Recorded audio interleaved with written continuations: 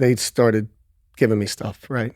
Putting stuff in my mouth or in my drink and just drugged me out. Whatever it was, just took me out. And then they carried me out of a club, and I found myself in a car driving out of Macau across the bridge. And I woke up in a hotel room with the Russian boss next to me, and there were some other people in the room, and they're kind of questioning me, and it was pretty difficult. But then, did you think you were going to die? I at that point I was out of it enough to where it just didn't matter. When I knew Shawn Chester, he was like the dark prince of Las Vegas, and I've watched him go through an evolution deep into the plant medicine world that has ultimately evolved him into a position where he's offering guided experiences with some of the great Taitas, the maestros of Colombia, offering ayahuasca experiences. It's been an absolute amazing pleasure to watch and be a part of his transformation and get to dive in to some incredible stories, both of the old days in Las Vegas and the new days down in the jungles of Colombia. Enjoy this podcast with Shawn Chester. The truth is that we're all the master, we're all the healer, we're all the mystic. Give it up one time for Aubrey Marcus. Shawn Chester. Yes, sir. That name used to be a magical word when I would go to Vegas as a late 20s, not that much money in my pocket, and magic words like your name were important. And I was always really grateful. We had a mutual friend, Dave Pappas, who's also had a magic word as a name. And it made magical things happen in Vegas. I mean, you were deep in the belly of that beast. Mm-hmm. And you were a legend. And the legend, as all legends, had many stories. In your case, a lot of them were true.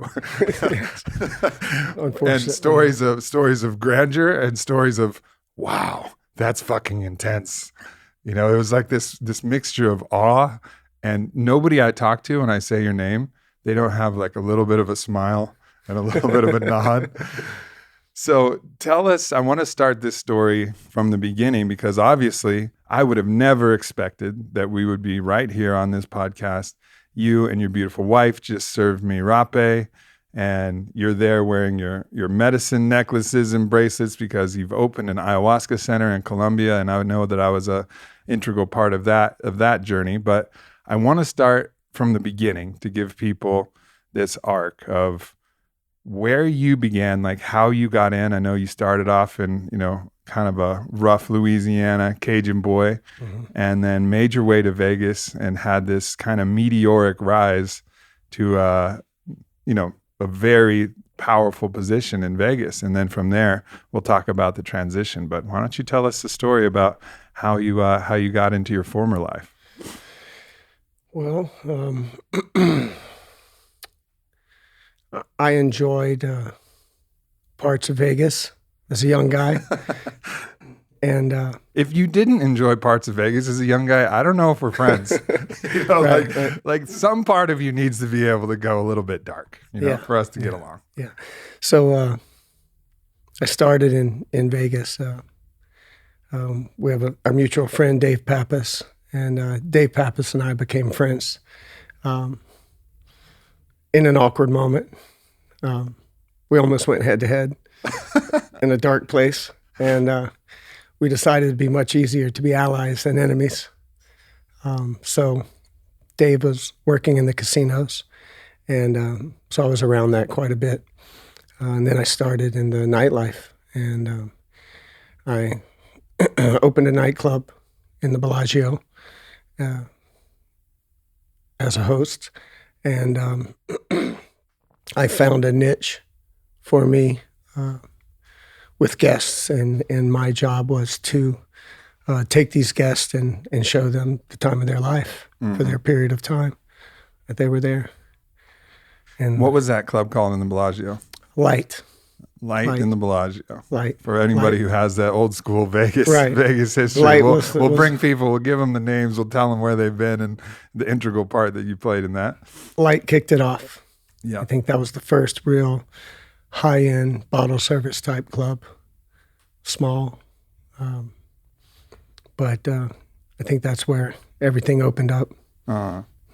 And pretty soon after you'd opened that, you got the attention of Steve Wynn. Yes. Yeah. And so tell us about how that went, and we're gonna get into some interesting stories about how that path. Well, Steve Wynn is a visionary. He saw that there was more to this business than just the nightlife, and we attracted customers, high-end customers for around the world that wanted a very personal experience, the entertainment, the nightlife, the hosting, and really taking people and showing them the time of their life. We built a beautiful nightclub inside of the Wynn called Tryst. And how much of a part of the building of that were you involved in? Because I know you get deep into the design, you get deep into the entire experience. Were you already doing that at the point of Tryst? No, I just really got into it with Tryst. I think I had as my evolution went, I had a much better understanding of where the comfort zone was for the customer, learning how to make it a full night for their experience there, whether it was the height of the booths, the material, adjusting the lighting so the place could still be dark, but you could still see each other. Victor Dre had a lot to do with that. He was very good with design, and we changed all the lighting to amber lighting, and I think we were the first ones. So that way, even when the place was dark, you could still see the facial expressions on people. So I learned a lot from everyone above me, and I just picked up a little as I went. And then I guess when it went to another level was when Steve Wynn asked me if I wanted to go do the same thing in Macau, in China. Did you have anything to do with Excess, as that was in Encore as well? So I was in Macau, China, doing the same thing, opening a nightclub in Macau. And at that time, we were also designing Excess. So we were doing a little bit of both. Tryst and Excess, they set like all the records for like clubs, like worldwide, right? Like, still to this day, is anybody fucking with those clubs as far as like revenue? We were the first ones that went to actually having $1 million nights when other clubs were hoping to get to 100,000. Yeah. So we were doing record numbers. And that changed the landscape of Vegas a bit as well, because that's significant. It's a hard act to follow. Significant numbers, yeah.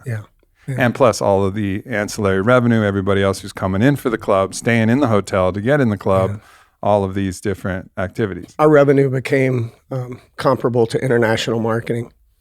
And international marketing in Vegas is the money. That's where all the big profit is for the casinos. And we started beating the profit of international marketing, meaning international gambling. So our club revenue profits were better than the gaming profits. That's a big deal. I mean, Vegas, of all the places, everywhere has kind of this interesting vibe about them. And when I was partying as much as I was back then, you start to learn like what matters in a different place. Like LA, it just mattered who you knew and if you had a name of some sort. That was the magic. In Miami, it was how good looking you were, basically. Like that was the idea. And in Vegas, it was about the green. Yeah. It was about the money. I mean, obviously all of those other things matter as well, but it really was a very simple system. The system was like money is king. Yeah, that's when the tables became 20,000 a piece just to sit down. Yeah. You had customers spending 100,000, then 200,000, and it kind of became a competition amongst customers. Who would be the biggest customer? Who would spend the most? And we helped them. Along that way. I know you did. Right. And so for me, I didn't have anywhere near that money. And you and Dave would, I didn't have much to offer, but me and Dave became friends, and it was pretty remarkable actually. I was out there, entertaining some clients. I was in investment banking at that point, and I had some clients that I was out there with, and he saw me like a young guy, and I think he just recognized that I was doing what he would do if I was, if he was my age, and he appreciated that. He somehow caught me, and he's like, started a conversation, and he had some kind of comp tab for a basketball player. I think it was, I don't know, Elton Brand or somebody like that. He had a comp tab, and he's like, look, I got this comp tab. I don't think he's going to use it. You want to go out and use it with me? And I was like, yeah, sure. So we just blew, like, I don't know how much, 5-10 grand in the most obscene ways possible. And that was like my first intro, like, holy shit, like what you can do in Vegas is unbelievable. Well, Dave has a big heart, and Dave always would find people he liked. And even though we were dealing with the money, we still enjoy good company, and we wanted guys like us, and we wanted to be around guys like us and people. We like to enjoy ourselves also. We were able to have fun at the same time. Yeah. So we could do our business and still have a good time and meet good people. Yeah. And I did. I met a lot of great people. Yeah. So you were the consummate gentleman, always like there taking care of people, but you would also sometimes go fucking hard. And this is where the dual reputation of Shawn Chester developed was, he fucking handles his business. He's on top of everything. He's got everything dialed under control. He can open any door, do anything. He's got your back. And however, he may continue. he may drop you off at your hotel, and he may continue, and you may not hear from him for a day. Once we put the guests to sleep, then we get started. Our first gear came at 4 a.m., maybe second.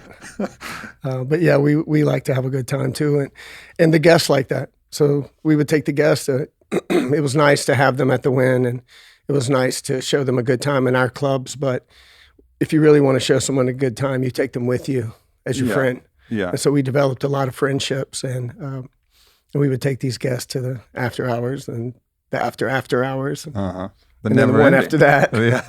The never ending train that Vegas offers. Also the service that if you're taking somebody out on a night of debauchery and you're the most deboisterous, well, they don't feel so bad about themselves. Right. Well, relatively. I mean, I didn't go that hard. I mean, I went to bed at 10 a.m. That's pretty early. But we made sure we brought people with us. We always had helpers, security. Yeah. So we would bring our own hosts to keep an eye on us so we could have a good time with our customers or with our guests and friends. Yeah. When I talk to, I've talked to some people now who've kind of settled into the Vegas scene, and they talk about the era where this was happening. And this was a little bit like, because these clubs were new and because this whole phenomenon was new, referring to it a little bit like the Wild West. Like things were wild back then. It was crazy. So what was that like? Like, what were some of these experiences that were possible then that were just, give people a window into that world? We became a little more than just club guys.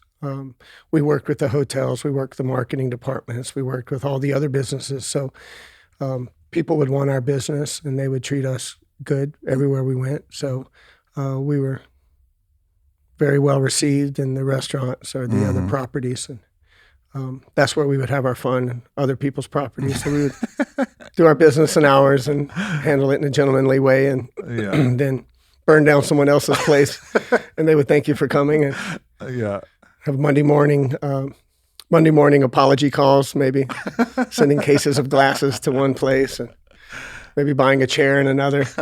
But we always try to do damage control. Yeah.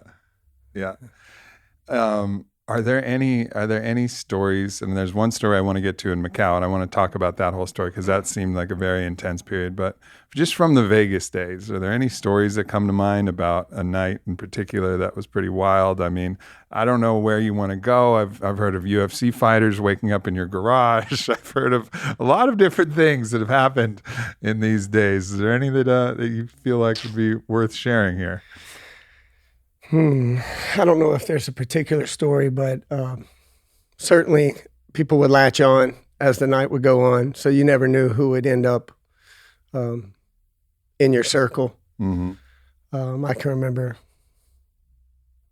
one night sitting in a dive bar or one morning, and we had Suge Knight on one side of us and the Crips on the other side, and the Bloods, and like we're about to have a war in this dive bar. So we bought everybody pizza and about 100 cheap beers, just kind of made friends. Yeah. So we tried to tried to get everybody to form the tulpa then. Yeah. There's, I mean, one of the things that was a part of seemed like your whole history is you would get in some scraps. Yeah, you would get it. You're not afraid of a scrap. No, not really. We had a lot of physical altercations.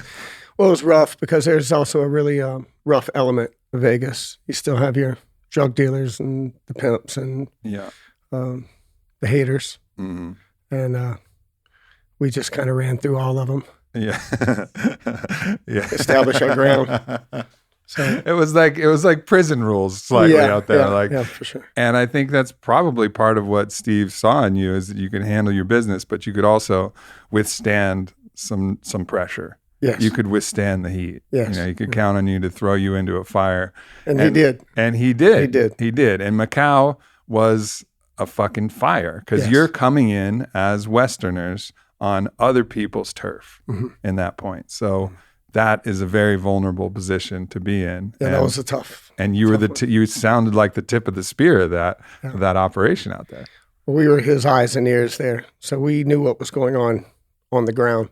Mm-hmm. When our job was to go to Hong Kong and around Macau and to learn what's really happening, it happened to us, and we ran into some difficult times.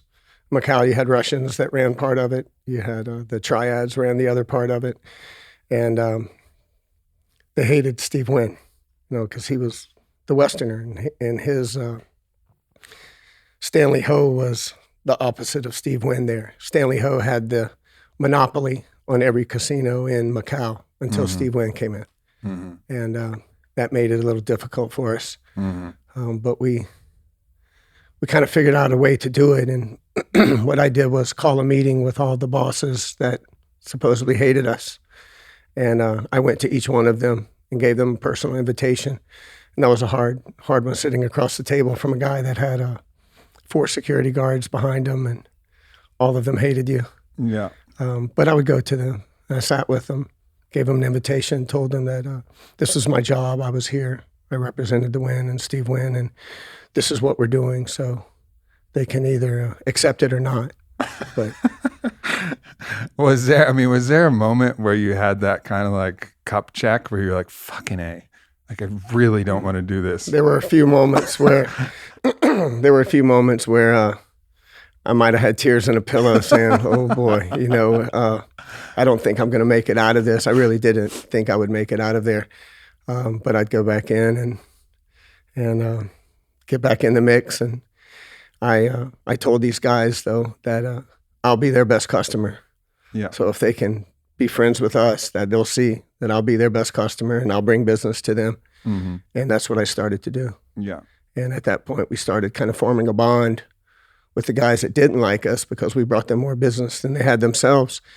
And our mission was not to take any of the business out of Macau. So our whole business was bringing business to Macau. Mm-hmm. And we really liked Macau. We liked the people of Macau.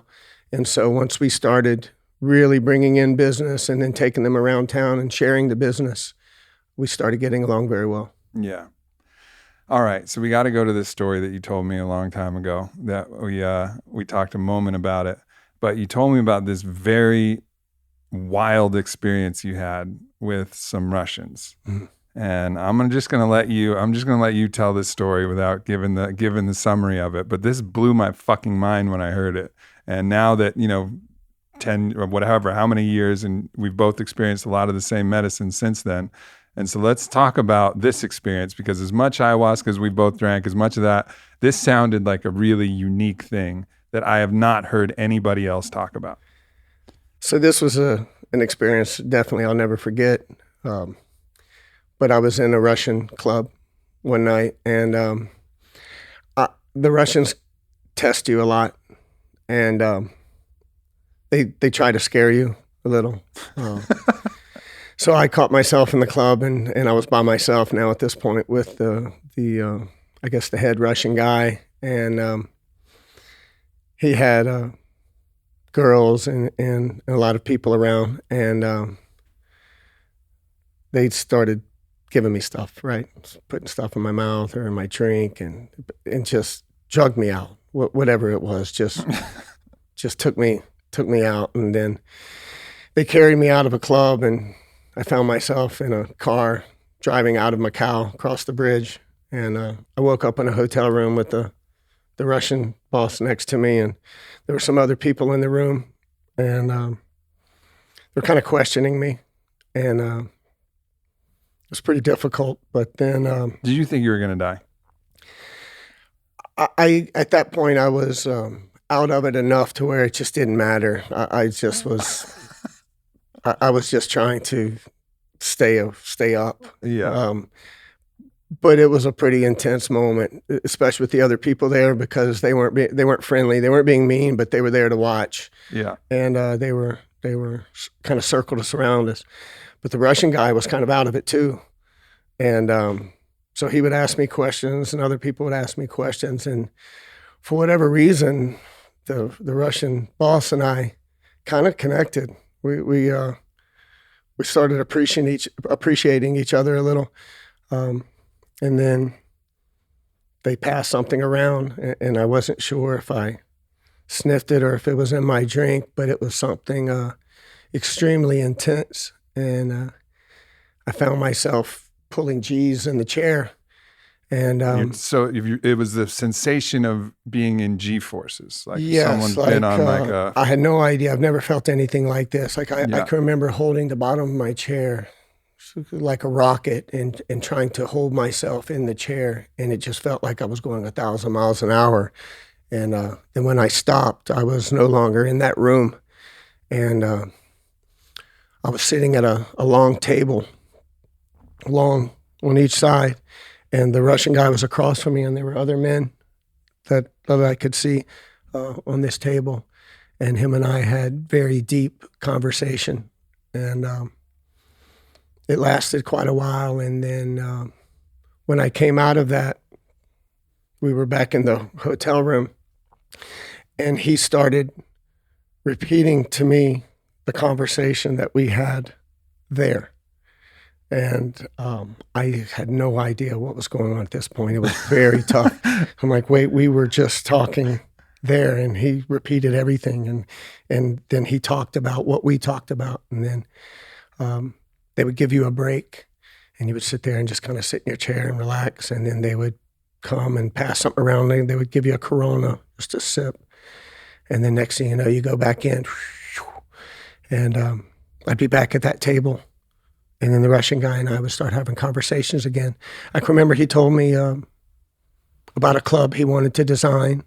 He was telling me about how he wanted beautiful paintings on the wall, things by Michelangelo, and he would go over the paintings that he wanted the wall to look like. Mm-hmm. And he would talk to me about it, and I could see his hand do this, and I'd see the wall come up. And we were basically designing this property together. And everything that he would do, he could make the wall smaller, bigger. And so we were looking at him designing this property. And then we came out of it. We're back in the chairs in the hotel room. And then I'd talk to him about the club he just designed. And he was so happy because we were fully communicating on this other side. Yeah. God, it went on forever. It went on a long time. When it was all over with, I think they left me in the room, and I woke up maybe a day later, and there was one person in the room that was just left there to keep an eye on me. And I got out of this place and found a taxi and made it back to the Wynn, and they were worried. I've been gone for days, and everyone was worried something happened. It took me about a week. I stayed in my room for about a week. I didn't want to get out. I even had one of my buddies sleep in my bed with me for a couple of nights. Like, man, I don't know what just happened, but that was very intense. And so after about a week, I came back to it, and I went straight to the Russians club, and I sat with them. We had a drink together and left, and they never messed with me after that. We kind of just became okay. So what you're describing, first of all, seems like it's like a magical technology, basically, like some kind of medicine drug concoction. He said that he got it from the Chinese boss, the triad boss. And the triad boss did this to him. And he said that there's a society of men, and that's how they have their conversation is through this type of drug or it medicine. Allows you to enter a shared space in, I guess, what you would call the astral. It's like an actual location, which is like this shared space. And very in that conscious shared space, there. Yeah. Like in my body, I was out, and over there, very clear, very conscious. We had real discussion, spoke of our fathers, spoke of our childhoods. We spoke in great depth of feelings. You couldn't help it. Yeah. There was no lying involved. It was all honest emotion and honest conversation. And that's actually where we bonded. Yeah. I mean, okay, so now since subsequently you've done a lot of ayahuasca, we've been to a lot of places. I've never encountered anything like that place with this thing. I mean, but you hear about shared vision spaces where people can get in, and I think I've had some kind of same things happening, but nothing that's even close to this lucid, and nothing that even seems like this story. If you take this story in, it shifts your paradigm of what you think is possible in the non-physical dimension exchange, right? Something else is possible. I think it shifted something in me. It opened something in me. It was certainly an experience that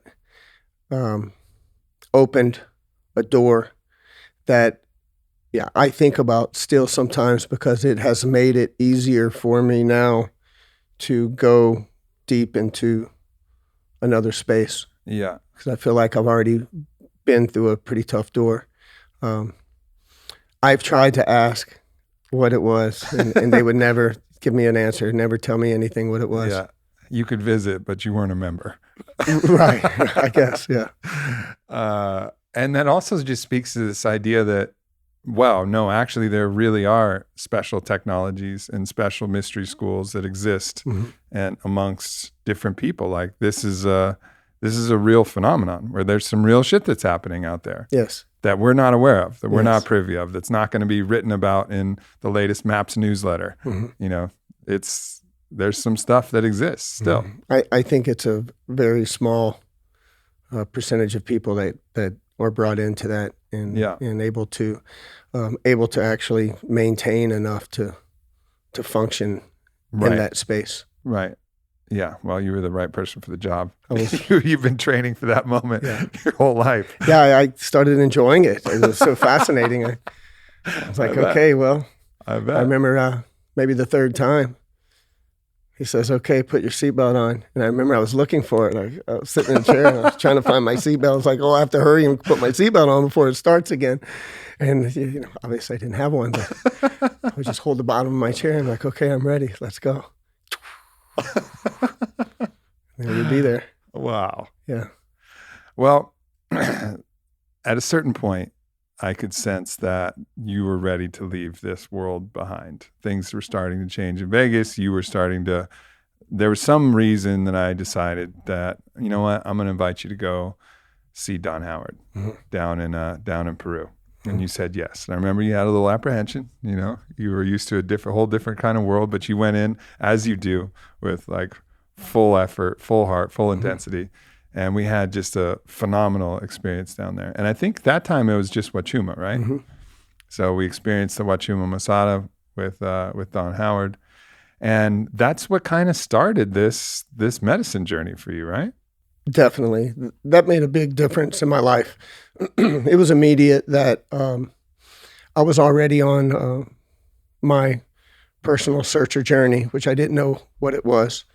I left Vegas and I was ready to leave Vegas. I needed to see what more there was in life, and I feel like I needed to find out truthfully who I was and who I could be versus the character that I was so used to playing. It almost became to where it wasn't me anymore. It was a character that I had to continue with, and I wanted to break free of the character, and I was willing to do what it took to break free.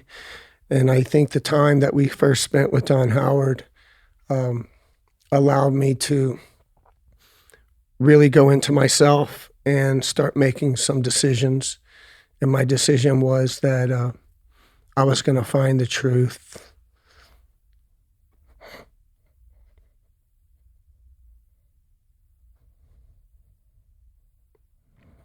So to find that truth, I had to get through a lot of a hardened shell that I had created. Mm-hmm. So the challenge was getting through that shell. And I had a suit of armor. Yeah. But the armor was on the wrong side. Yeah. Right. So what's the emotion that comes up when you think about that?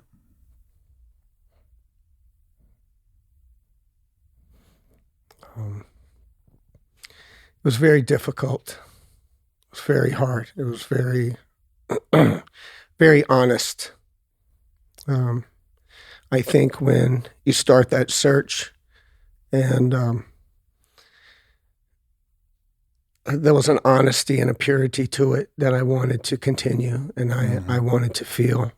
And I knew I had a lot to clean out to be able to get to that. And it wasn't soft. It wasn't pretty. It was dark and it was hard. So the emotion that I feel, one is honor and pride and peace and happiness because I made the commitment to do it. Yeah.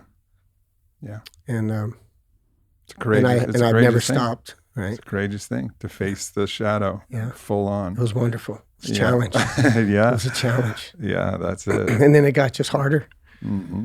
Got harder. And so I remember at Don Howard's, I went back and had the ayahuasca, and Don Howard gave me some hard talks. And I wanted to continue. And then I decided I would look at Don Robert and I would say, okay, where does he go? Right? I started wondering how far does this go? I want to go there. Well, that's before you go to your next stop in the jungle. You told a story about something that happened at Spirit Quest that I'd never heard, and I knew Don Howard well, and we talked a lot, and I asked him about it, and this was a very unique situation where apparently, according to both you and Don Howard, as my recollection serves, it was maybe like the third ceremony night or something like that, 3rd out of 4. They, one cup of ayahuasca was getting you some work done, but they saw that you needed, and maybe you asked for it, I don't know exactly how it went, but that you needed a particularly strong dose in the middle of the room, which was described as something akin to an exorcism. Mm-hmm. And I say that with all, I don't even believe in the actual exorcism like you see in the fucking movies with the priest and all of the nonsense, and that it's an outside demon that comes in and there was an outside demon that was there. None of that shit. But an exorcism is where you're really releasing a lot of the energy that you've compacted into your system. Mm-hmm. And that energy, you could externalize it and anthropomorphize it as some other being, but it's really like your energy. This is my understanding. It's your energy. Mm-hmm. It's in there. And you had accumulated that energy from all of the experiences you'd had. Maybe you carried some of that with you. Maybe some of that was through your epigenetic lineage and maybe whatever. However it was, you had a lot. Enough so that I remember one night we were in Austin and you were hanging out with a buddy that had just got out of prison. He just got out of prison and he was like, I was just in prison and I never saw anything like Shawn Chester. like he saw you and he was like, that guy, holy shit. So there was some depth to the shadow that was inside of you. And so Don Robert and Don Howard brought you to the center of the Maloka. And why don't you tell the story of what happened there that night for you? Yeah. I think there was this, I could feel it in me. There was an energy that I had protected, I would say, right? It was a darkness that I maybe became very comfortable with and that I was ready for it to leave. And I was truly ready for it to leave and I couldn't get it out. It was attached to me. I could feel it in my body. Mm-hmm. It was hard. It was like a stone, like a big stone just stuck inside of me, very comfortable that I had protected for a long time. My pet demon. It was my own. I held it. It was mine. And I think I had it for a long time. And at that moment, I was committed to getting it out. And boy, they helped me. I think it was maybe 3 cups. And 3 cups of the Don Robert, Don Howard brew it's heavy. Yeah, it was heavy. That's heavy. I still couldn't vomit. I wouldn't vomit. I couldn't poop. I couldn't do anything to get it out. No purge. Until they went to work. And they were like surgeons on me. And I could feel it starting to move. And all I wanted to do was get it out. I was just hoping and pushing and fighting and pulling and wanting it out. And I think we got a piece of it. Right? I think we definitely got a chunk of it in that ceremony, and that's when I knew it's time to go. Well, that was more. I mean, that's a euphemism for what the story is that happened. Apparently, people saw some shit that came out of you at that point. That's what I hear, yes. Like many people report, like, because they were watching this as a spectacle. You got, this is unusual. You're in the center of the mind. No, it happens, like they sometimes will do healings, the chupar, which is like the sucking healing. And there's sometimes different healings that'll go on in the center, different from the outside healings, the Taitas that happen in the perimeter. Occasionally someone will be drawn to the middle. Rare though. But anyways, it draws your attention when that's happening. And you were in there, and I talked to some other people in the circle, and they said they saw something leave your body. It left. Yeah. I mean, it was real.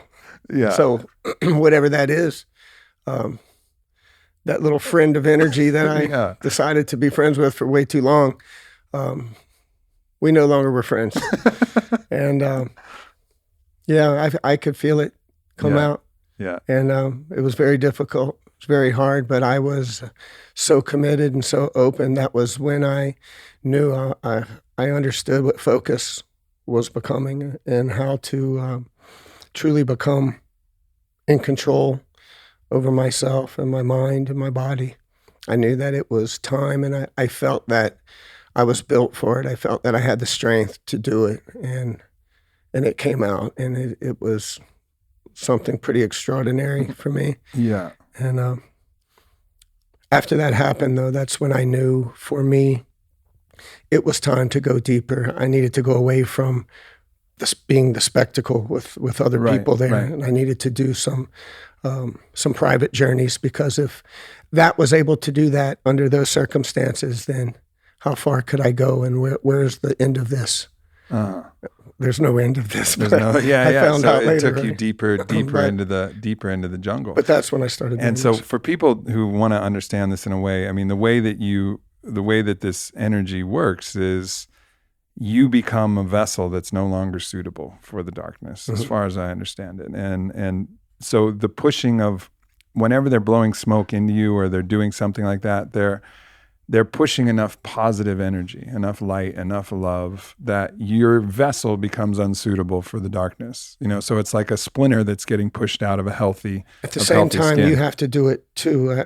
I found what they're doing is also making me comfortable enough, but I have to do the work. Sure. No one was going to do that for me. I could figure that out. Sure. I could feel that. And so as much as it was difficult emotionally, in my mind, it was very physically difficult also. But you start to feel it budge a hair, and you're onto something, right? And so if it can move a hair, then it can get out. Yeah. And if it bleeds, we can kill it. Right. And I knew it, and I felt a little excitement there. And I was a little private warrior there. I'm like, okay, it's on. I can. This is my next battle. I got you. Yeah. You're nothing. Yeah. So we went to war. We went to battle. Yeah. And so, all right. So you leave that, and then you're like, all right, I'm going even deeper into the jungle. And you wound up with a shaman who I was aware of some of his lineage, because. So I'll just tell this story, and you can tell where you arrived and what your experience was there. But so Don Julio was spoken about as an absolute legend from Maestro Alberto and Maestro Hamilton, who, I became good friends with Hamilton, who had worked and trained under Alberto and Julio. And, Julio is referred to, he was like Yoda. I mean, like the way they talk about him, like full eyes open, shape shifting, whether you're on medicine or not, could turn into a jaguar, could like the legends about this man are epic. And Julio Alberto Hamilton, their lineage was about really healing and reversing the hexes and curses of bad curanderos, bad ayahuasqueros, bad, we say bad, but the ones that had hurt people, you know, and they made, that was kind of their jam. They were like the gunfighters. They were like Billy the Kid and fucking Doc Holliday out there. And anybody who'd been fucked up would go see Don Julio deep in the jungle and Alberto, and then they would reverse whatever bad magic was there, confront the shamans who hexed the person or put out the bad magic. And again, I know this sounds fantastical, but these are the stories. And then they would have a shaman's duel, you know, have a battle, and then they were Billy the Kid and Doc Holliday. They would fuck everybody up and then heal people, cure them. But they also had this kind of like interesting, like, yeah, we're here, like we're gunfighters, you know, for good. The gunfighters for good, gunfighters for God, whatever you want to say. But they had that kind of like, this is our specialty. So anyways, they passed that down and did some amazing work. Alberto himself is a fucking wizard. I mean, I was in ceremony with him. I heard him sing an Icaro to the bats and saw the bats swirling around the Maloka. Like literally was like one of those Beastmaster spells where he was like and the other shamans were laughing like, yeah, these are Alberto's bats. Whenever he sings his Icaro, they come around. He could sing the cicadas up into resonance with the Icaro, sing them down. The frequency matters. He was a master, just an absolute master. And always just the biggest barrel laugh. And I always say, like, you can tell a spiritual master by the sound of their laughter, you know, because if you're not laughing, you don't fucking get it. You know what I mean? Right. So absolute reverence for that whole lineage. But on another offshoot of that lineage was Julio's grandson. Well, Julio was old. Yeah. Right. And what happened at the end of Julio's life was that the jungle became very dark around Julio, because other shamans wanted to kill him. Yeah, and the idea was that they could take his magic if they killed him. So his grandson, Jairo, took him into the jungle and hid him in a little cabin. And I actually got to see this cabin after they burned it down, but hid him in a cabin until his death. After his death, it was Jairo that was with him, and Jairo took on his energy, his magic. And Jairo was who I went and visited. Yeah. Really strong ceremony. It was definitely, it's deep, about, I told you, 15 hours down the Amazon. From Iquitos. 15 hours. Iquitos is hard to get to Long already. ride. There's no cars to go to Iquitos. You have to fly in and travel by boat down the Amazon River. Yeah, we take a boat 15 hours down the Amazon. From Iquitos. From Iquitos. And then you get dropped off in a little village, and then they picked us up in little tiny boats and took us about another 2 hours into the jungle. And that's where Jairo lives. And he lives in the Matsis community. So the Matsis tribe, they have the tattoos across their mouth, and they're the frog specialists. But that's where he was. And so you took your stint doing some work down there with Jairo. Yeah. A lot of purging. Yeah, and there was also another guy there, another shaman, and that was my first experience of the dark magic, which I didn't know.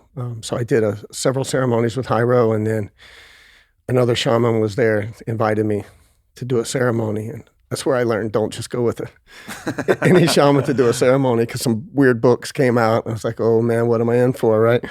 And then I sat through my first dark ceremony, which I think kind of became my training. And for me, it felt good, actually, because I started feeling in control. I could nothing was able to enter me or come at me, which they tried. And I could feel darkness. Like the Russians testing you. I already got it out. So. Yeah, because for that, really so much is energy and resonance and frequency, right? Like if you don't have that darkness in you, I think that's why people get afraid. Like the fear is actually the conduit itself. You know who's never been cursed? someone drinking Budweiser on their front porch. You know, I'm like, fuck you. What are you doing? Go fuck yourself, you know? Yeah. Because they have no belief that it's possible. And there's nothing to attach to in that. So really, like, if you can keep your energy body strong and just stay away from fear as the prime illness of our world, stay away from fear, stay in love, like, you're good. Yeah. You're good. That's when I first started feeling my own personal strength in this ayahuasca realm, like my role. It felt different. I felt like I was in training somewhat, and my training was to strengthen myself, continue strengthening myself for the good. It started making a difference. And with that triggers action and action items. So with the gift of passing through that ceremony, I knew I had to clean up in other ways. And the more that I was able to do it, every time I could do an action item, more would come to me. And I would strengthen and I would go further. And it started triggering something. It was one after another. As long as I did what I was supposed to do, more would open. And you have a very cool way that you look at integration. I think a lot of times people get this really kind of etheric, fluffy idea of integration, like, you know, continue not eating salt or whatever thing you're doing, and, you know, pray a little bit and whatever. And for you, yeah, go for it. Stay on your diet, stay on your dieta, do all the things. But what did you learn, and what the fuck are you going to do about it? Like, right? Like, let's get real here. Let's get, like, tangible. Yeah. Let's figure out what you're really going to take from this, and what, if the medicine told you to do something, fucking do it. Yeah. Fucking do it. Yes. No, just stop asking questions. Yeah. Just do it. That's when I started learning about focus and concentration, getting precise in the ceremony. The more you get precise, like an arrow, you shoot through all the mess.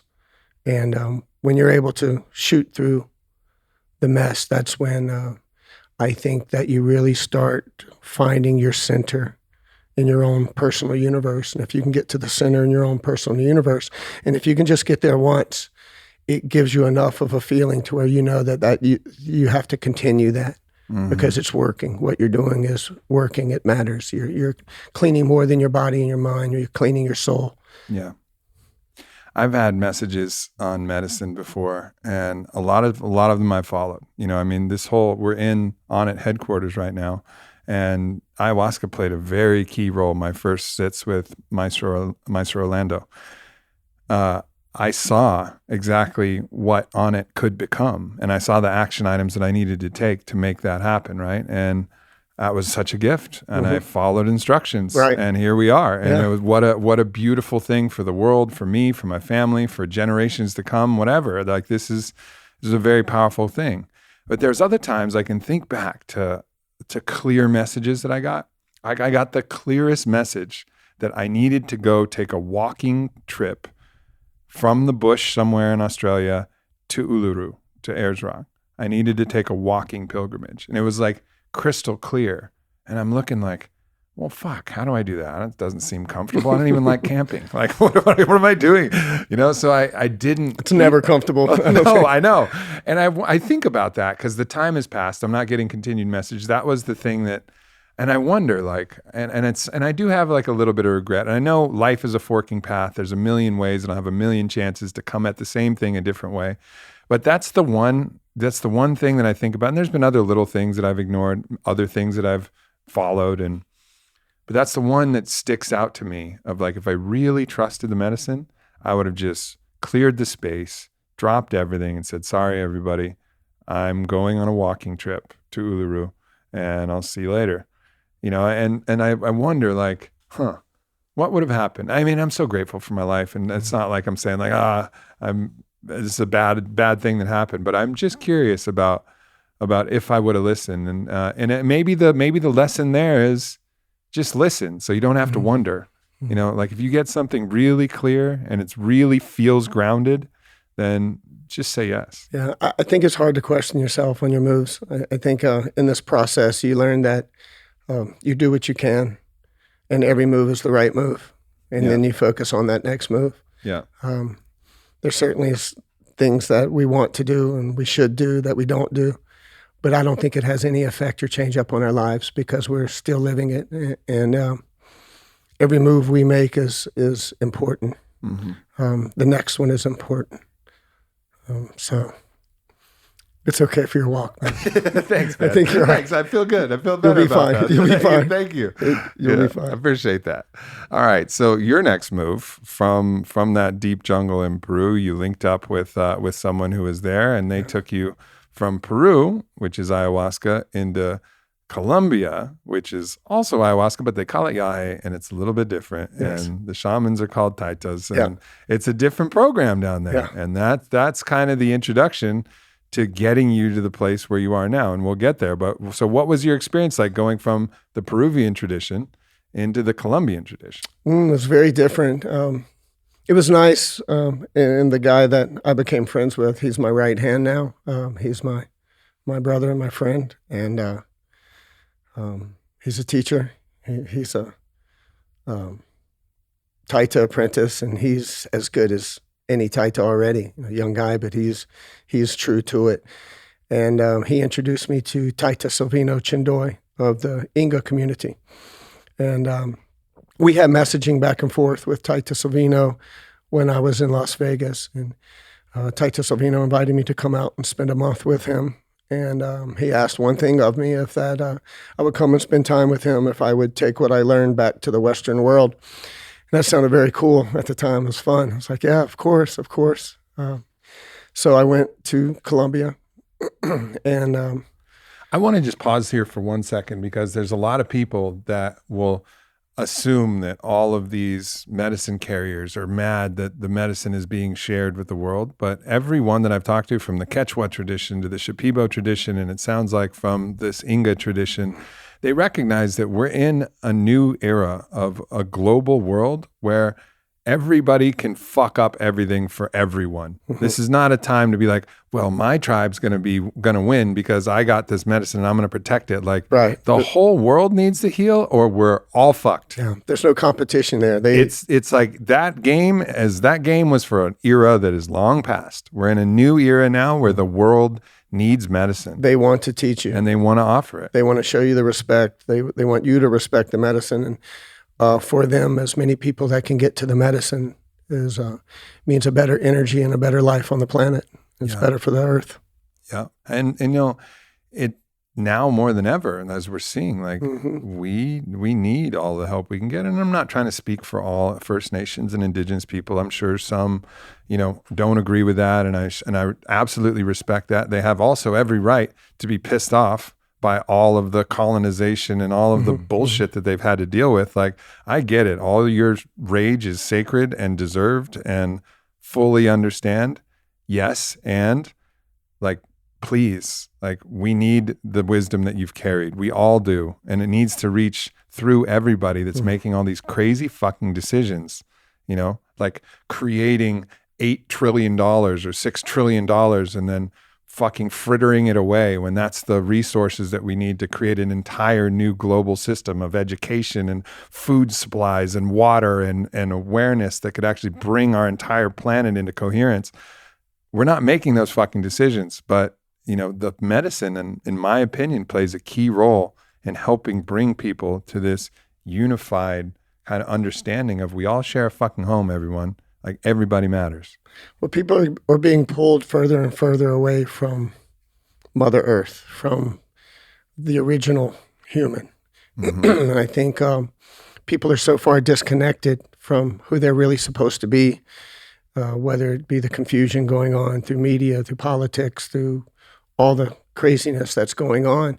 All it's doing is pulling people further and further away from who they truly are. I think it's clouding people's minds. It's clouding their souls. It's confusion. And I think one thing that the medicine offers, and that all the Taitas, all the communities understand, is the offer is clarity. And if you're serious about it, you'll get clarity. And that pulls you closer to nature. We're from nature. This is where we were born. This is We're part of it. Yeah, no matter what fucking penthouse you get on a skyscraper 45 floors up, guess what? You're still part of Earth, and you're going back there. That's right. I don't care if you get burned, or I don't care if you put yourself in a coffin, you're fucking going back home. One way or another. You will recycle. You are going to be recycled. Yes, absolutely. Yep, we're all in that future recycle bin. Like, sorry. Yes, that's true. Like, some people are trying to delay it by fucking cryo freezing them. Good luck. Yeah, good luck. Like, you're going to go out and die from this body and be like, man, really want to go back in that frozen motherfucker that I poisoned for. May not be today. years. It may be 100 years from now, but you will be recycled. Like, let go. It's fine. You get a new one. It's okay. It's great. It's okay. We've died a lot of times. Exactly. It's not so bad. It's pretty nice, actually. Yeah, it's lovely there. It's lovely. It's yeah, nice. I like being Aubrey. Aubrey's great. You know, but next one will be awesome too. Right. I got to deal with Vylana that she's going to come in a different body next time, and you know, so fucking we're good. We're good. All right, so you start the work with the Yahe. Yes. So give us, like, for people, because I've just been honestly learning about the difference, because I've only worked with traditional Peruvian. I've worked with Shipibo, Quechua, and Mestizo. So all the three major Peruvian traditions. And then I've worked with, kind of Brazilian influenced traditions as well, which was very cool. There's drumming, and it was a whole different experience in the Brazilian tradition, but never the Colombian. So, well, it's very much different than the Peruvian style. The ceremonies go through the entire night. God, the medicine is strong. Medicine is strong. You know, the further you go into the jungle, the stronger the ayahuasca gets, the stronger the experience gets. But the experience is quite a bit different. It's through to sunrise. Generally, there's always a second cup.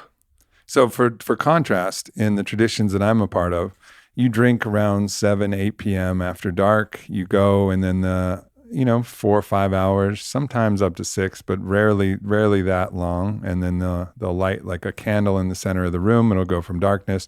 The shamans will say goodnight after they've done their benteadas, their clearings, and all the prayers. And you can stay in the Maloka if you want, and some people do stay there, but the ceremony's officially over. Yeah. So we're hitting second gear, which just the way you like it, which is what I was attracted to. Like it. I'm like, okay, no wonder you like the Yahe tradition. There's a lot of old me that still is able to respect the new me. There was a lot of training there, so even through the darkness of the times, it's been allowed to give me what I need to do the right thing now. So I do like the all-night ceremonies. I find that you go even deeper when others are finished with the ceremony. We go in spats. So the first hour is one thing after your cup. That's when you have your most intense experience at that moment of getting pulled into the realm. And then you'll climb out of your hammock and go do a cleansing. We do a lot of cleansings, Ortega cleansings, and Ortega cleansings. Explain that, because that sounds like something I would not enjoy. Well, I think that you would, okay, because maybe I would. It's a pretty special moment. The Ortega, also known as the stinging nettle, is a plant with spikes on it. It's pretty long spikes, and they do a cleansing with you with this plant. So they're sticking this in you, they're hitting you with it, they're dragging it across you. But what the plant does is the plant's one of the most nutritious plants in the jungle. It's filled with tons of nutrients, vitamins. It's an anti-inflammatory. So physically, you're feeling the sting of the plant, but when it's over, your body just feels heavenly. You feel wonderful. You lay in your hammock and you have you've just been refreshed, revived, and then after that point, we'll hit a second cup. Mm-hmm. So once you finish your first cup and you finish the intensity, maybe you have a vomit, poop, whatever that is. You'll have a cleansing. And then once you start feeling totally good again, it's time to go back. And when we go back for the second cup, that's when we practice no vomit. And you allow the medicine to marinate inside of you. And when you do this, it's a different effect than the first cup. The first cup can be very intense and it's kind of pulling you in. The second cup is slow and hard. So it feels very heavy on you. You really have to pay attention to your breathing, but as it goes, it gets heavier and heavier. And if you can maintain your composure and focus, that's when you'll really start to have vision and clarity, and because you're so cleaned out from the first several hours. At this point, your body's totally ready to accept. And we'll sit through that maybe a couple of hours, and then the music starts. And when the music starts, we party. We celebrate. We celebrate the night. The musicians are very serious. They're not just your campfire guys. They take each note very serious. They take their voice serious. And they sing to the medicine. That's their job. Their role is to play this music. And it's beautiful. I mean, it is wonderful. And we play the music to sunrise, and then maybe another cleansing at sunrise. But it's an all-night affair. There's no sleep. There's a phenomenon that's occurring now with me with ayahuasca. It's giving me the very limit of what I'm capable of withstanding. And I don't know if it's because I'm able to receive more than I used to, or whether maybe I have more to clean than I don't know why this is, but it feels like the metaphor that I use is I'm a 120 watt light bulb, and there's about 600 watts that are getting pushed through me. And it's like, how the fuck am I going to deal with this? And it's not always I'll purge sometimes, but it's not that. It's just the energy's so strong that it's like dealing with it. And I recognize that in periods of focus where I can just bear it, where I can choose to just hold it, it just goes deeper and deeper and deeper. And it's like more and more. And it's infinitely more beautiful and hard at every different layer of depth. And then finally, like, I'll go as long as I can, surrender deeper, surrender deeper, deeper, deeper. And it's fucking straight through my eyes, like into my brain, into my heart. It's working like magic is happening. And then I'll be like, fuck, too much. And I'll breathe, and I'll shake, or I'll like move the energy, or I'll start speaking in fucking insectoid language and move some of it out of my body. But I recognize that if I can, I'm using this kind of like a grindstone to sharpen my sword in a way. You know, it's like the more I can sit with it, the more magical it becomes. And it sounds like this is a deep, like intentional part of this Yahe practice. Yeah. So what I started being able to do was the more practice I got, either with guests or with others, I started going to certain Taitas myself. So I do my own personal retreats, and I started customizing my retreats. I needed to learn where my limit was, what my timing is between first and second cup. Is it a second or a third cup? Are there times that I need it stronger than others? For me, it's been a training and a test. Where is my sweet spot for me? So I've learned to kind of customize my own retreats that are very, very, very difficult. But again, just as you said, it goes deeper and deeper, and it's a matter of how deep you want to go. And I'm okay with it not having a bottom. Because the further I go, the more I learn, and I feel like it makes a difference in my human life, because I'm able to really get deep and clean out what I need to clean out, focus very clear on what I need to bring back in. So I feel the deeper I go, the more room I allow for the good stuff to come in. Yeah. As long as I focus on the good stuff coming in, I'm making room inside of myself. And there's when I get action items. So when I get these action items, I think about them. And after the ceremony's over, I sit by the fire and I go over these action items in my head. I have to do this. Sometimes I'll write a note to my wife on my phone about the action items. And it's a gift to me to allow me to go so deep and to be able to maintain my composure, because it is hard and it is very hard work. But it's making a difference in my life. And not just that, it makes a difference now for me in the business I'm doing and as a guide, because I've been able to test myself and I know where my limits are. Therefore, when I'm sharing with you, I really understand you well. whether you're a new person or whether you have experience, I can kind of understand where you are at the moment of where you are. Yeah. And it helps me not only keep an eye on you, but to help form that energy and that strength and hold that ground for you. And I think it's helping my guests. The more that I can learn and the more that I can strengthen myself, it's the more that I can give back. Yeah, for sure. You have to have a very interesting relationship with fear at this point, because the principal fears, as I see them, is fear of death. And obviously ayahuasca is called the vine of death or the vine of souls for the reason that it usually has you confronting your biggest fear, which is the fear of death. So that, and as you said, you die many times in ayahuasca. That was my very first experience. I died in every possible way, and except for the actual literal death. Right. But then there's also the fear of suffering. Like fear of suffering is another huge one, because even if you're alive, and that's one that I'm still, of course, dealing with. And I think every time I get into a cold plunge, every time I go into a hard ceremony and I face, because this is the way to deal with fear, is you face it. I was just watching The Witcher, and Geralt says, this was just last night, Geralt says, fear is an illness, and if you catch it, it can consume you.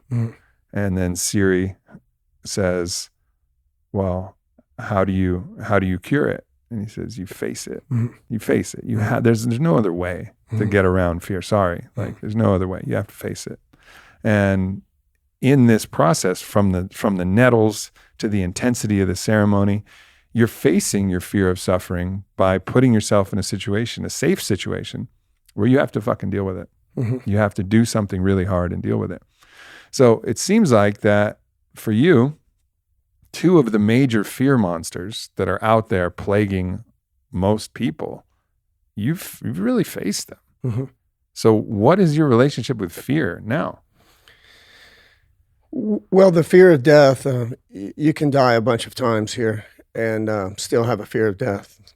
The fear of death is not death for me, is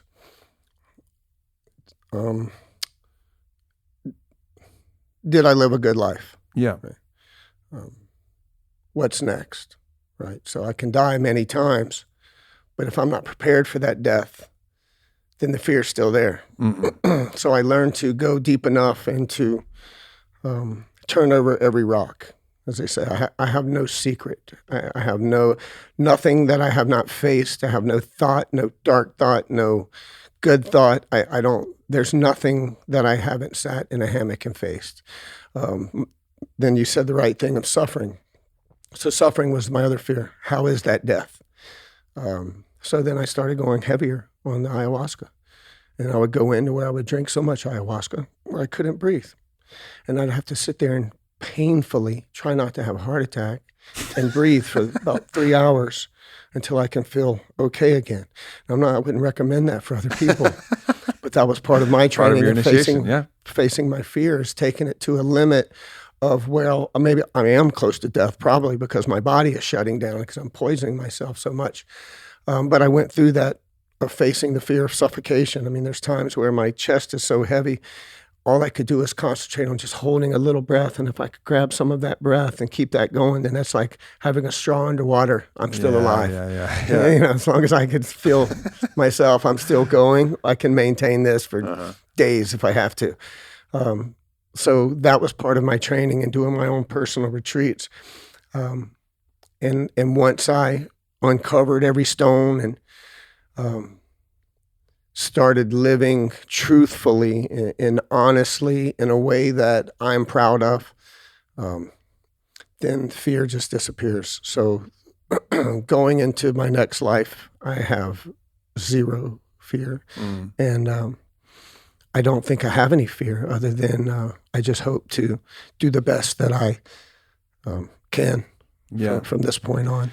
I think one of the other fears that people deal with, which is it's a slippery one because it's rooted in preference itself, right? Like, and we can have a preference to be wealthy, a preference to be successful, a preference to have worldly pleasures of some certain things versus not having worldly pleasures. And this is based in both the sense, the corporeal body that likes the sensations of these certain things, and also the ego body, which likes the validation of these certain things, but these certain pleasures that we like versus the things that we don't like. So every time we have a desire, there's an accompanying fear of not having that desire. Every time we have a hope, there's accompanying fear that we're not going to actualize that hope. I understand that when we have hope, we're actually living partially in a future reality that we believe is as real as we believe that it's going to be real. Like our belief is creating this future world for us. And so that's why hope is scary, because if we don't reach that world, we have to suffer the disappointment of that thing. But the interesting thing about going into the medicine world as deep as you are is you realize like a different perspective on what really matters. Like what really matters. And I imagine that for you, coming from Vegas where all the worldly shit matters, like whatever thing you had on your business card, whatever, how many zeros you had in your bank account, whatever your clout score was, whatever that was really important. But that shit must be really falling away now too, right? It's so far gone. It's funny to talk about old stories because I can honestly say I don't have them. There's no more. I'm who I am right now. Like I have no past. I don't have a fear because I'm trying. I try in every way to live correctly that I can. I want to be a good man, a good husband, a good guide. I want to be able to have the personal courage and strength to do what's necessary for me, so that I can take others and hopefully if they can get 1% of what I got, then they've got something. And maybe they can hook on and, ayahuasca isn't the way for everyone, certainly, but maybe I can just get you 1% forward and then you can continue on. So I think, and I don't have a fear anymore. I sense that, and that's why I wanted to ask you about it. I don't have a desire other than live the best I can. I think I can say that with honesty. And the beauty of that is it's determined moment by moment, right? If we listen, we'll be guided to do the best thing in this next moment. Like living a good life is a present tense situation, and if really we trust that we'll get the wisdom, we'll get the action items, we'll get the next thing to do, and then we trust that we'll execute it. All of this stress of playing this 4D chess that we're always trying to play from, the past and the future and there's a place for it, but there's also a place you can play chess from a place of absolute like tranquility and trust and equanimity. And so while it may seem like, it's a lot of pressure to be the best person I can, no, it's not. Only if you want it to be. It's a moment by moment thing. What's that interaction with that one random person, your server, your person? Like what's every bit of energy that you're putting out in the world and every little thing that you do? Can you do that with excellence? Can you do that like the Zen tea ceremony, like pour the tea in the best way possible. Drink the tea in the most respectful, like beautiful way possible, where you're connecting with the plant. Be like, thank you, plant. Thank you, sun that warmed the plant. Rain that watered it. Thank you. Like, can you live in this way? And that is really the goal. That's how you release all of this frantic, crazy, free floating anxiety and all of this stuff is just to kind of let go and live now. I'm thankful to have those moments. I have those tea moments, but for me, it can be after ceremonies, and I go sit alone by myself. And all I can do is thank you. Thank you for everything. Thank you for the vomit. Thank you for the trees. You just have so much gratitude that you still have a human life, and you still have to. It's hard to also still have a business to manage, that things come with that.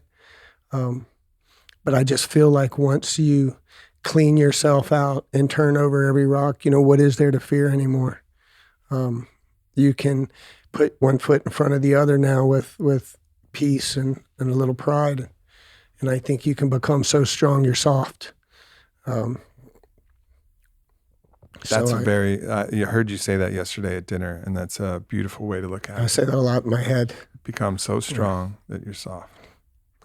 Yeah. Hardness is actually the opposite of strength in a lot of ways. You know what I mean? It's like real strength doesn't need to show that strength is understanding your mind, allowing it to flow. It's not blocking it. It's not pretending. I think the true strength is being able to turn over every stone, face them, look at them, read them, hold them. And it doesn't mean that you don't do hard things. You got to do hard things. You have to do all of the hard things to be actually strong so that you can actually be soft. Yes. You know, be gentle. Yes.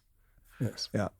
All right. So you're running a program now down there in Colombia with all of the connections you have to the indigenous. And after talking with you at dinner and really understanding it, one of the things that you're offering is a real initiation. I mean, this is an initiation ritual. Yes. And it's not that everybody has to go through the same initiation. Some initiations are too much for others, but it seems like no matter what, you're going to custom tailor an initiatory experience with this medicine. That's something that's, you know, ayahuasca is an initiation in and of itself, but it seems like with you and the traditions that you're working with, there's a real beautiful quality to it that's like, this is a rite of passage. Yeah, that's a great way to put it. So I work with different communities, the Kofan, the Inga, Korawahe, the Sionis, Inga, I think I said Inga, also the Kamtra. And each one of these communities offer a very different type ceremony, all very much rite of passage. When you spend time with them and you finish through their night or their 2 days, however long you're with them, you definitely become one of them. You know, we don't, there's no circles holding hands saying kumbaya, okay? We don't pretend to love anybody until it's over, and then you love everybody. I mean, they are your brothers, they are your sisters. Once you go through the trenches together, in this time, because it's very beautiful, it's very loving, it's very open-hearted, but it requires work, and it requires dedication, and it requires discipline, courage. And we've been very blessed with each guest that's come down has given all of those. So as long as you come ready to put in the work and with a little understanding that it is work, there's no laying around in hammocks, you know, a little bit of time, sure. We do show you some beautiful places, and we do medicines and waterfalls, and we go on great swims, but those are little breaks in between the hard work. But we will put you on motorcycles, and we're going to take you on 4-hour rides maybe, and we're going deep into the jungle, but we're going to some very beautiful communities, and they accept us, and I have a great relationship with them, and we have certain etiquettes that we make sure our guest has and that we have, and we always respect the communities, but man, they give you what you're looking for. They have it. Yeah, and there's this whole, I mean, it's very symbolic. A lot of times you're walking up the mountain to go visit these communities, and then you do medicine all night. Every one of them is kind of like a movie in the sense to where to get there, there's the old man at the top of the mountain, or the the lady through the rivers of the jungle, and you get there, and you have to walk through the back of their community to get to the Maimon. They're all a little mystical. It's a little mystical. It's a little fairy tale-ish. It's pretty amazing. And then you walk back, and I'm sure at that point, with your heart open and your eyes really open, you see how magical that place and actually your feeling is. of accomplishment. So one thing that we like to do is we have somewhat of a strengthening program. We're looking for the people that are ready to move forward onto the next level. And it's for people that, like you said, you want to sharpen your swords. You've got a big thing coming up with business, or you're having some family issues, or you want to move forward, you're going to get married, whatever the situation is. Or you're just craving an initiation, a rite of passage, something to find out what's inside you when every part of you is screaming to quit. We want to test will you fucking quit, or will you stay with it? Right. Will you stay with it? Yeah. And if you go ahead and just stay with it, you're going to get what you're looking for. It comes. This is real. And you'll know that about yourself. Like, you'll know that. That was one of the things that happened I was actually getting very sick in Peru. One of the times I was working with Don Howard and Don Robert.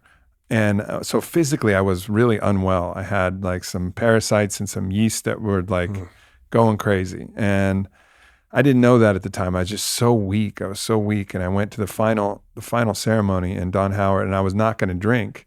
And Don Howard somehow intuited that and walks up to me before ceremony. He says, "The warrior's heart beats as one." Oh. And I was like, oh my God, fine. I'll take a full cup, you know? And I was like in such. Fill it up, Doc. Yeah, exactly. Like such hell. Like it was so brutal. My body was just like wrecked, and I was lying down in the fetal position, just sweating through my illness, and the eye was hitting. And it was like I wanted to give up. And, you know, my grandma came to me in a vision and said, "Just get up, Aubrey, get up, get up." And I was like, "I can't, Grandma, I can't." She's like, "Yes, you can, Aubrey, get up." And I was like, "Okay, Grandma," and like tears streaming down my face. And I stood up, got myself upright, grabbed my mapacho, lit it, and started breathing. It was like I found that, yeah, I had a little help from my grandma, but at that point, at my very brink, you know, it was, you know, and she showed me like, look what you have to fight. And I looked outside, and it was like this scene from my favorite place, Cyrano. It was like greed and ignorance and jealousy and anger and all of the negative emotions and things that we're plagued by were outside of the Maloka. And it's like, this is why you fight. And I was like, okay, Grandma, I will, and I'll never stop. Wow. And I like found that. Beautiful. I found that in me. So no matter what happens, and I have all kinds of things that I still work on, but no matter what happens, I trust now that if I'm brought to my brink, the warrior will emerge. Yes. Like push me enough, and my highest attributes will emerge, because I found that in the medicine. Mm-hmm. And I can't express how valuable it is, because that becomes a bedrock of what you know about yourself. You're like, I know. Like, all right, so things are kind of fucked up, like a little bit bad, like a flight delay and things. Yeah, I might be a fussy little pansy about all that. But when it comes to it, you know, I'm in. Yes. And that's something I really know about myself. Yeah, that's very good. I think it was Viktor Frankl that talked about, I can endure any pain as long as there's meaning. Yeah. Right. So I think... Ikkyu Sojin takes it one step further and says, "Throw me into hell and I'll find a way to enjoy it." Wonderful. Yeah. You know, like that's also like, that's the way. I think that people are experiencing that with us. In these indigenous communities, they're very serious about what they do. It's not commercial. This is how they live. This is what's been passed down. They're serving their children, or they're serving their neighbor. They're serving their friends and family. And everyone finds that strength inside of them, because everyone there has difficulties. And it doesn't matter if it's your first time and you're drinking with the Inga tribe, they may be crying too. Everyone is human. Everyone's having difficulties they're getting into. And I think with ayahuasca, it's not like alcohol. You don't build a tolerance.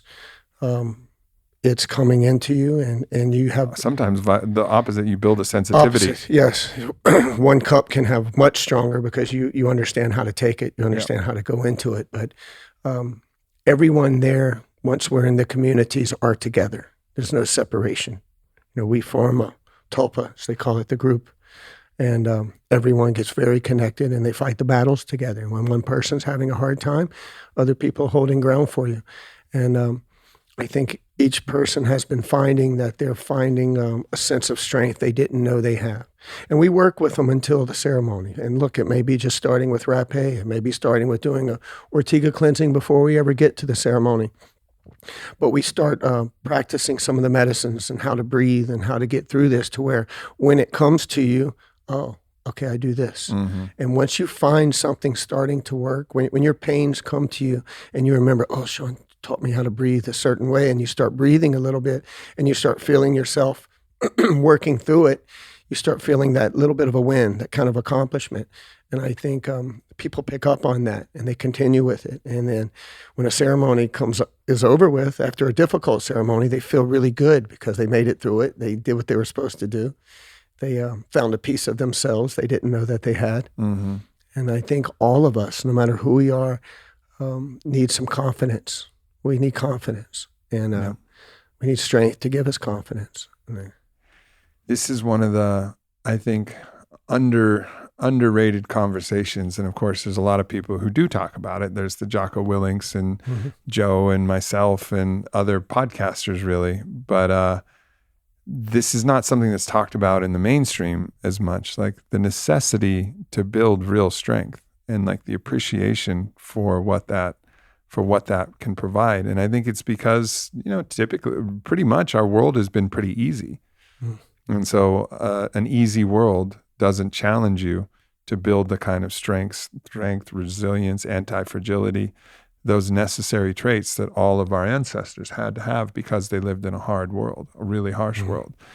And for most of us, our world has been very convenient. And so it's led to a lot of difficulties where we have to seek out our own discomfort. But it seems that now the world is ramping up its global discomfort level. And there's going to be some people who are prepared because they've done the work to strengthen themselves, and some people who are absolutely overwhelmed by this next threat, this next fear, this next thing that's happening, this next shortage, this next whatever it is. It seems like, okay, we're in a slightly different time now. And I pray that this time is very smooth, and but it seems, my sensing is that it's going to get a little bumpy. And I think unfortunately it's by design.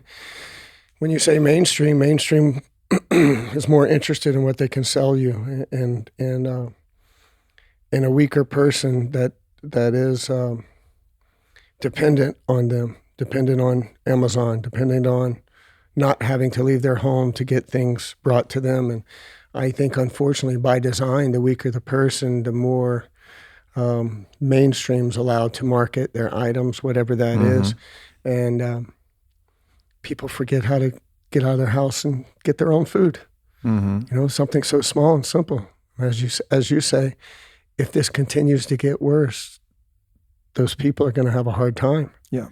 What happens if something's shut down in a day? Yeah. Right. And I think people are growing more attracted to this. People are recognizing this weakness within themselves.